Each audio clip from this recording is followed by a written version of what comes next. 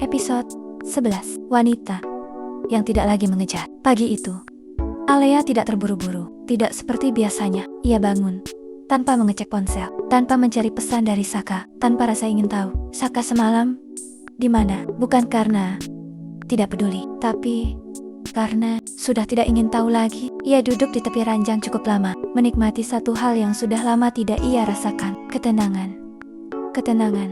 Di kantor, suasana langsung berubah saat Alea datang. Pagi, Kak Alea. Semua menyapanya dengan hormat dan hangat. Di tempat ini, Alea bukan seseorang yang menunggu. Alea adalah pusat. Semua keputusan menunggunya. Semua proyek bergantung padanya. Dan hari itu, ada klien besar yang meminta khusus Alea yang harus presentasi.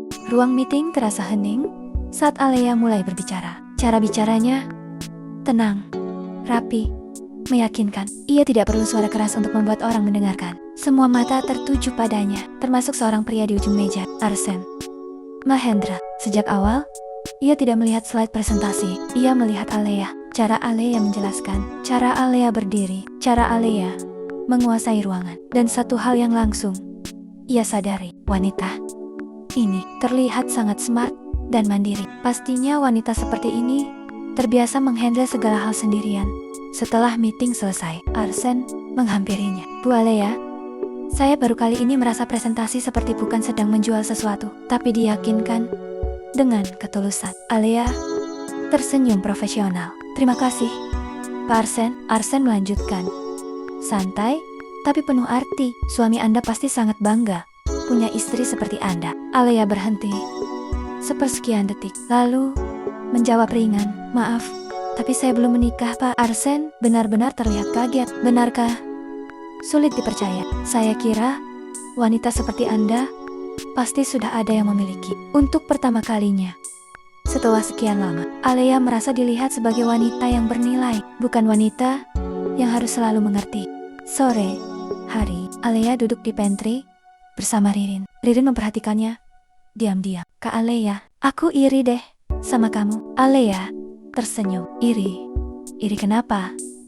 Kakak kelihatan kuat banget, tenang banget, kayak gak pernah punya masalah. Gak kayak aku, tiap hari banyak masalah. Alea terdiam sebentar, lalu menjawab pelan, karena aku sudah capek bereaksi. Ririn tidak paham, tapi kalimat itu sangat dalam. Malamnya, Saka datang, wajahnya lelah. Alea, maaf ya, saya lihat tadi kambuh lagi. Aku gak enak ninggalin dia. Biasanya Alea kan langsung berkata, gak apa-apa. Kali ini Alea hanya mengangguk. Saka menatapnya. Aku bawain makanan favorit kamu. Makasih. Taruh saja di meja. Tidak ada senyum lebar, tidak ada antusias, hanya sopan. Dan itu membuat Saka merasa asing. Mereka duduk berdampingan, dekat, tapi rasanya jauh. Saka menggenggam tangan Alea, dan untuk pertama kalinya, Alea tidak menggenggam balik. Tangannya diam. Bukan menolak, tapi tidak lagi ikut serta. Saka menatapnya. Alea, kamu kenapa masih begini? Alea menoleh pelan, tatapannya tenang, terlalu tenang. Aku gak kenapa-kenapa, Ke. Aku memang seperti ini. Justru itu yang membuat Saka merasa ada yang salah besar.